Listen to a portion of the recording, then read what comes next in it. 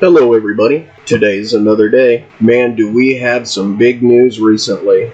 Now I understand Elon Musk when he said that we're all living in a simulation. All the grimy tricks the Democrats have been pulling on good American people for years are being exposed. Let's take a look at what's been exposed in the past 48 hours. Opened during the Biden administration and then mysteriously closed. I really don't have any information about why it was closed.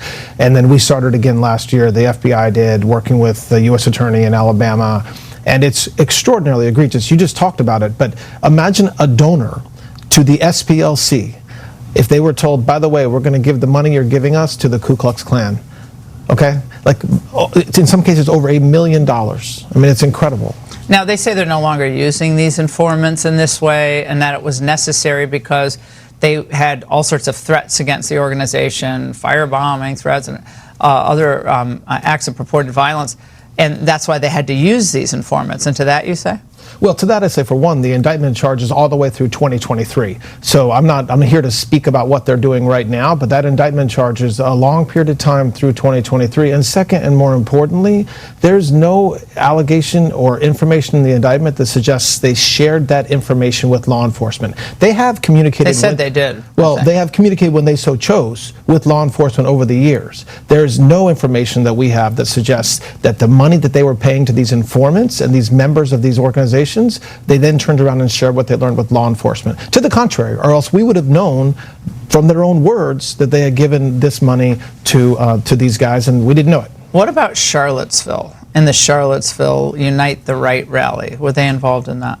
Yes. So what we allege in the indictment and what the grand jury found is that one of the individuals that they paid was one of the folks who helped organize that terrible event. And so so imagine what we're talking about, Laura. We're talking about an organization that actively came out and just screamed it from the top of their lungs. So just so people understand watching this, did these informants in some cases, given the evidence you've seen, actually initiate what would ultimately be these activities? And obviously Charlottesville ended with a tragedy.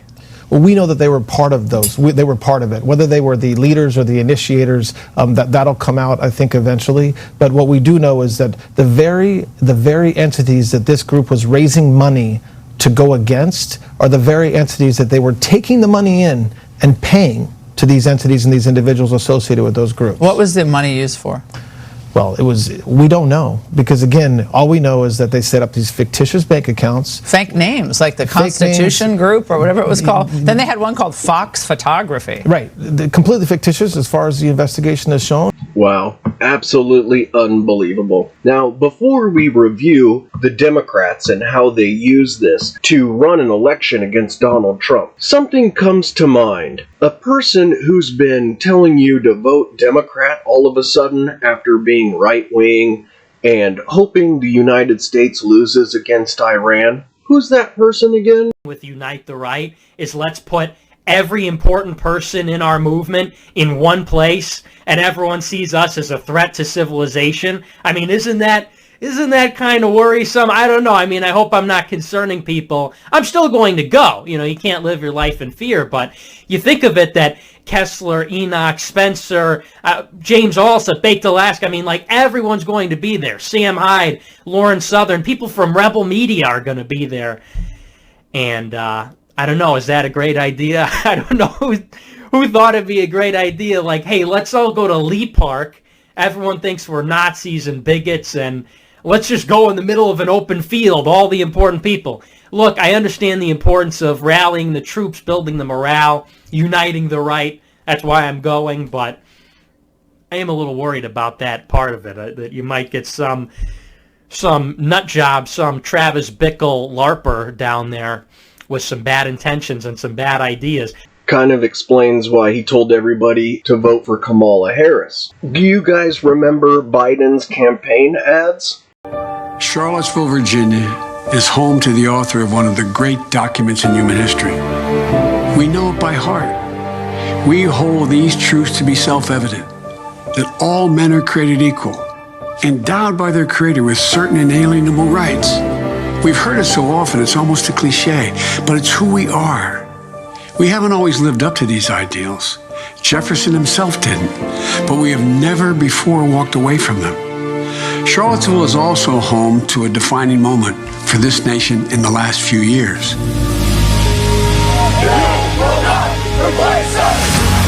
It was there on August of 2017 we saw Klansmen and white supremacists and neo-Nazis come out in the open.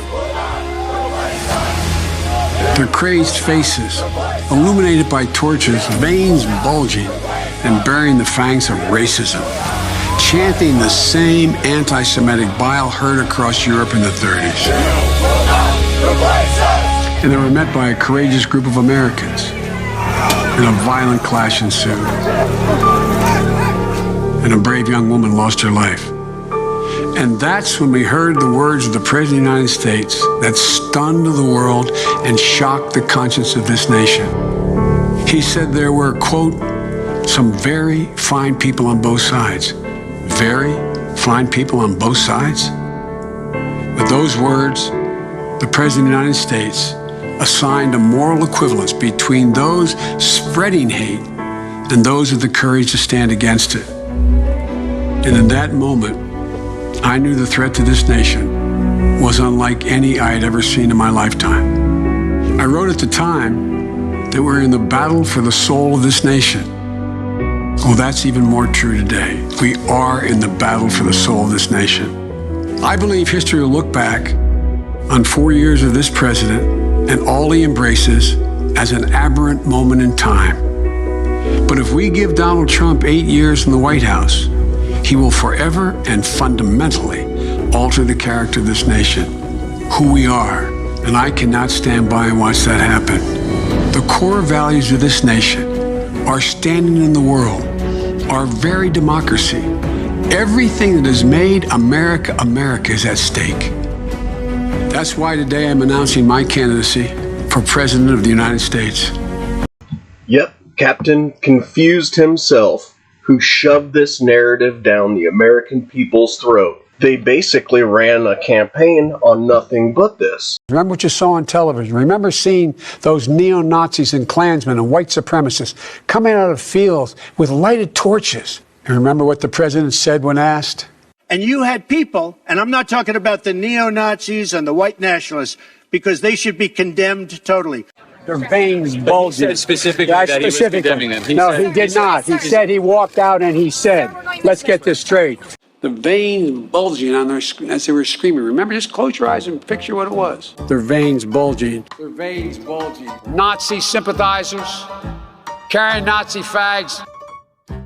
Veins bulging. Their veins bulging. Veins bulging. Veins bulging. How are you, baby? How old are you? Their veins bulging. Their veins bulging. Bulging. Veins. Well, I'm sick and tired of smart guys. Their veins they're bulging. Their veins bulging. Their veins bulging. Veins is bulging. Bulging. Fewer. Have you ever heard this president say one negative thing about white supremacists? Have you ever heard it? Racism is evil. Damn it. And those who cause violence in its name are criminals and thugs, including the KKK, neo-Nazis, white supremacists, and other hate groups that are repugnant to everything we hold dear as Americans. And of course, they use this to appeal to emotions, to appeal to women, to appeal to mothers. Once you hear the truth, it's almost enraging. I spoke to the mom who lost her daughter as a consequence of those neo-Nazis and white supremacists come out of fields in America with torches, carrying Nazi banners, singing the same sick anti-Semitic bile that was sung in Germany in the 30s.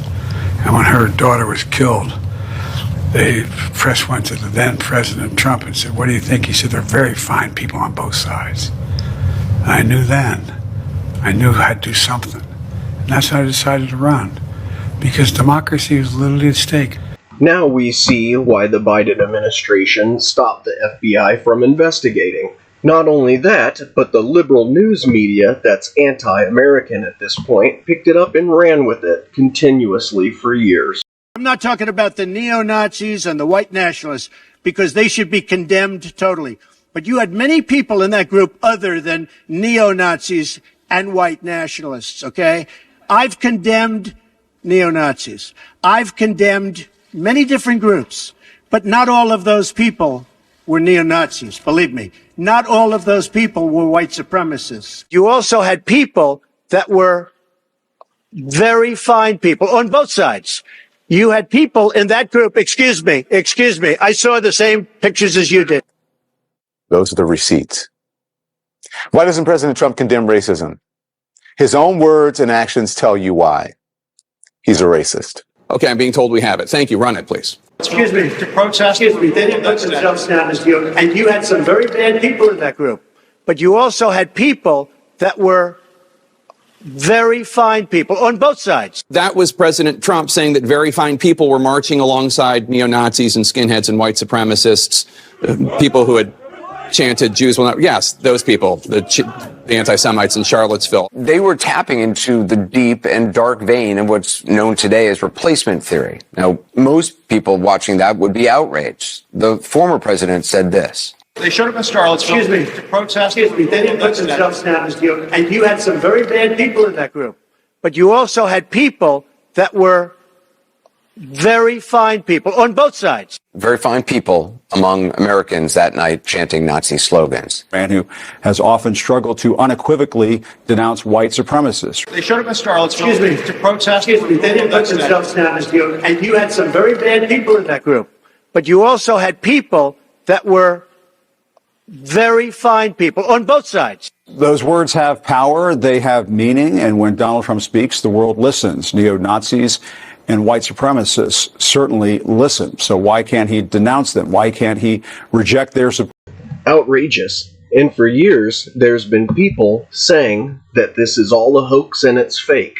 And what have we received in return? We've been called racist, bigots, shouted down, and tried to be removed out of society. People have been canceled, debanked, and labeled as something they are not. Let's take a look at somebody who is trying to tell people as soon as it happened. Charlottesville was mainly a bunch of homosexual leftists dressing up like Nazis who'd all formerly worked for Obama or Hillary, part of their art club, and then they lured a bunch of reporters there and some real white supremacists so the police could stand down and collide them into the folks. I pointed out that some of the same leftist foundations are funding the white supremacists that are funding real white supremacists in Ukraine. I got sued for that, even though it's, they tried to say that I said some cameraman killed the girl. I didn't say that the cameraman killed them. I said it was all part of leftists coming out to come to this big event and hope there was some big crisis out of it to demonize the right in general and tie us to Nazis. But that's ongoing in Charlottesville. You're not supposed to question. Exactly. You're not supposed to question it. If you question it, you get lumped up with these groups. Now, let me draw your attention to something else the Southern Poverty Law Center did and accuse this organization of being white supremacist group as well. Well, the SPLC has labeled the Turning Point USA organization a hate group. And they've added them to their hate map. Now, remember how I always tell you that if you know what happened, you might not know anything. But if you know who was involved, well, now you might know something. And Turning Point USA has been doing a tremendous job of public events, and Charlie Kirk in particular has been just killing it on these public events where he's sort of debating people in public. If your job is to identify ghosts, are you going to find any ghosts? Of course you will, because you get paid for it. If your job is to identify hate groups, are you going to find some new hate groups every year? Or are you going to find all the ones that exist, and then you say, we don't even need any funding for the next year. I don't even know why we have a staff. We found all the hate, and we did our map, so maybe we'll check back in a year to update it. No, they're going to find some extra hate. So you can't trust anybody who gets paid by the amount of hate that they identify. They're going to find some hate. But is it real? No. Turning Point USA is nothing like a group. Not even close. Really disgusting. And it's things that make you go, And it makes you start to wonder, do the Democrats have any kind of moral system at all? This has been used for years afterwards to try to win elections as well. Era of politics, new era of hope. People are tired of the politics of personal attack, and they had a choice on Tuesday. We had the other side that was trying to take us down a very dark political road, and people chose hope over fear. They voted their aspirations and not their anxieties, and what they chose was the bright light of hope. And Charlottesville really was an opportunity for people to see what the choices were that were at stake on Tuesday. And so on election night, Virginia is the match that sparks the wildfire of progressive change all across the country, and that's because the people really are in a place where they want to choose more hopeful politics. They want people who are helping us to rise to the better angels of our nature. And I'm so excited about this new era in the Commonwealth and really in the country. Well, they certainly got somebody positive in you, sir. Justice Fairfax, the new Lieutenant Governor-elect. Congratulations. Thank you so much, Joanne. Thanks. The liberal media has used this over and over again to slander Donald Trump when they knew it wasn't true. The controversy demonstrates the president's combative nature, says Julie Pace. In the end, this is a 71-year-old man who believes what he says. He is unable to be controlled, and he really chafes at being controlled. So the question now is, how does he go forward? The PSYOP runs so deep, it even has lasted into the last election. Remember Charlottesville, where there was a mob of people carrying tiki torches, spewing anti-Semitic hate. And what did the president then at the time say? There were fine people on each side. It's just so bad. And my biggest fear is that young people have been brainwashed so deeply they're not going to be able to get past this and see the truth for what it is. With that said, you know what we have to do. Heavenly Father, you are the God of truth, justice, and light. Give courage to whistleblowers, wisdom to investigators, and discernment to the public. Protect those who stand for righteousness, and silence the voices of manipulation and greed. Replace selfish ambition with hearts to serve the people with honesty and humility. Lord, let truth prevail over these lies, justice over injustice, and light over darkness. May our nation be guided by leaders who fear you and honor the trust and honor the truth placed in them by you. In Jesus' name, amen.